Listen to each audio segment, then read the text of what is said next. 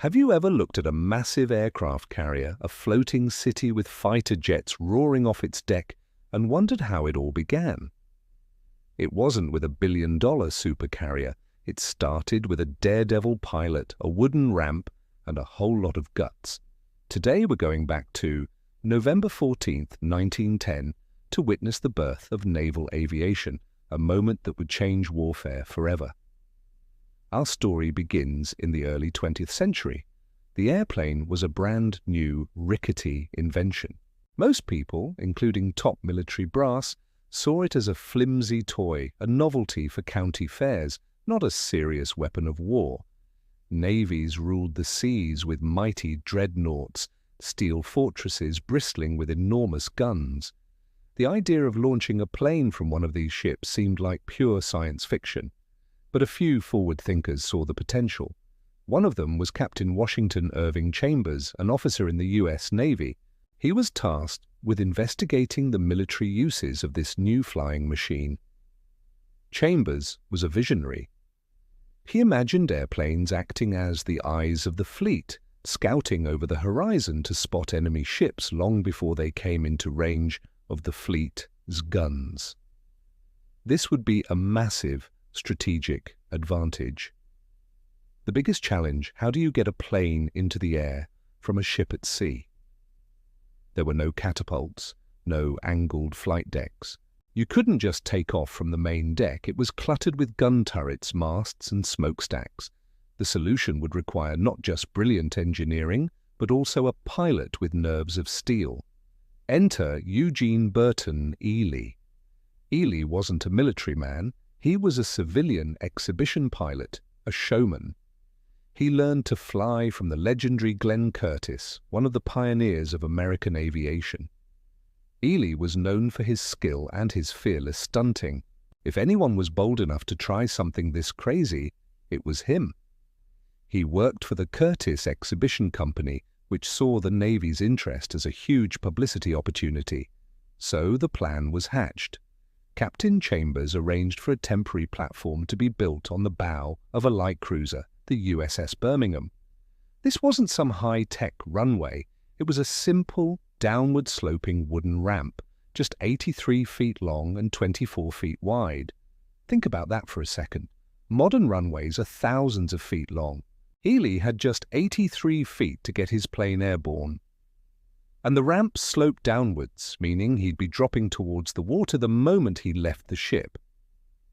The aircraft chosen for this historic attempt was a Curtiss Model D, also known as the Curtiss Pusher. It was a fragile-looking machine made of wood, fabric, and wire. The engine was at the back, behind the pilot, pushing the plane forward, hence the name Pusher. The pilot sat out in the open, completely exposed to the elements, with very basic controls. There was no enclosed cockpit, no instruments to speak of. Flying was done by feel, by the seat of your pants. On the morning of November 14, 1910, the atmosphere at Hampton Roads, Virginia, was electric. The USS Birmingham was anchored, waiting. But the weather was terrible. It was drizzling with low clouds and choppy seas. The conditions were far from ideal, but the press was there, naval observers were waiting, and the pressure was on. Postponing was not an option. Ely climbed into his flimsy aircraft. He was wearing a padded football helmet for protection and had bicycle inner tubes wrapped around his body as a makeshift life preserver. That was his safety gear. He revved the 50-horsepower engine. The noise must have been deafening, the whole structure vibrating.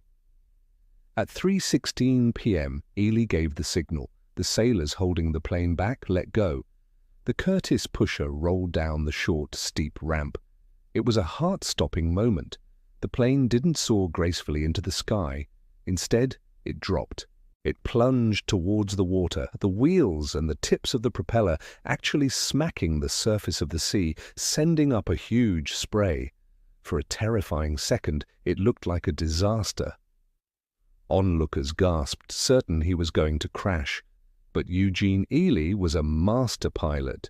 The engine sputtered from the water it had ingested, but it didn't quit. Slowly, Miraculously, the plane began to climb. It cleared the water and started gaining altitude, flying shakily but surely. The crowd on the Birmingham and surrounding ships erupted into cheers. He had done it! He was flying! Ely didn't fly far. He circled the harbour and then, instead of trying to land back on a ship, a feat that hadn't even been conceived of yet, he flew inland. After a flight of just 2.5 miles, he landed safely on a beach at Willoughby Spit. The flight itself was short, almost anticlimactic in its duration, but its impact was monumental. Eugene Elely had just proven that an airplane could take off from a warship. The concept of a floating airfield was no longer a fantasy. Captain Chambers' vision of airplanes as scouts for the fleet was now a tangible reality. The news spread like wildfire. Newspapers around the world hailed the achievement. It was a game changer. Suddenly, the navies of the world had to take aviation seriously. The eyes of the fleet were real. But the story doesn't end there. Ely and Curtis knew the job was only half done. Taking off was one thing, but to be truly practical, a naval aircraft also had to land back on a ship.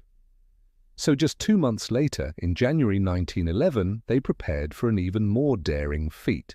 This time, on the west coast, a longer 120-foot platform was built on the stern of another cruiser, the USS Pennsylvania, anchored in San Francisco Bay.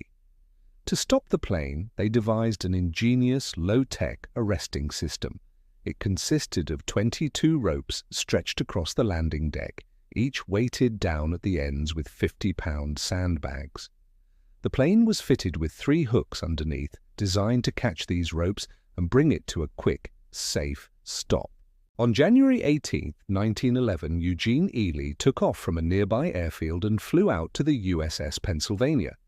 The hooks caught the ropes, and his Curtis pusher came to a stop in just 30 feet. He had done it again. He was the first person in history to land an airplane on a ship. He had now completed the full cycle, takeoff and landing. Naval aviation was born. Tragically, Eugene Eley's own story has a sad ending. Later that same year, in October 1911, he was killed in a crash during an air show in Georgia. He was only 25 years old, but his legacy was secure. He had pushed the boundaries of what was thought possible and laid the foundation for the aircraft carrier. For his incredible bravery and pioneering spirit, he was posthumously awarded the Distinguished Flying Cross in 1933. When you see footage of a modern F-35 taking off from the deck of a supercarrier like the USS Gerald R. Ford, remember where it all started. It started with a brave civilian pilot in a football helmet, a fragile biplane, and a simple wooden ramp on the deck of the USS Birmingham. Eugene Eley's short flight on that drizzly November day was a small step for a man, but a giant leap for naval power. It was the moment the sky and the sea were joined together, changing the face of the world forever. Thanks for watching. If you enjoyed this look back at a pivotal moment in history, make sure to like this video, subscribe to the channel, and hit that notification bell so you don't miss our next story. See you next time.